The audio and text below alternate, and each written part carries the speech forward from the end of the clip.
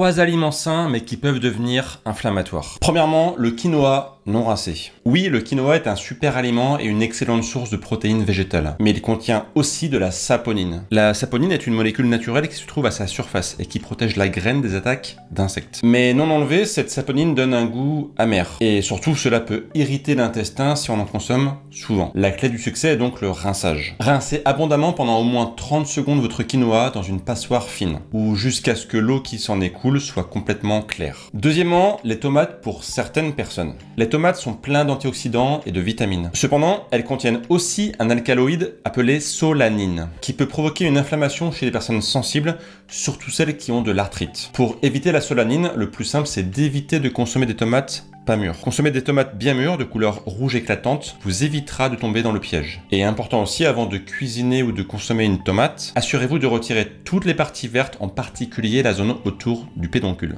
Troisièmement, les céréales complètes. Comme sur la plupart des céréales, on trouve la présence d'acide phytique, qui est un antinutriment. L'acide phytique est surtout présent dans les couches extérieures des céréales. Et il peut diminuer l'absorption de certains minéraux essentiels, comme le zinc, le fer et le calcium. Une consommation excessive de céréales peut donc conduire à des carences minérales. La solution, c'est de faire tremper vos céréales complètes pour réduire considérablement la présence d'acide phytique.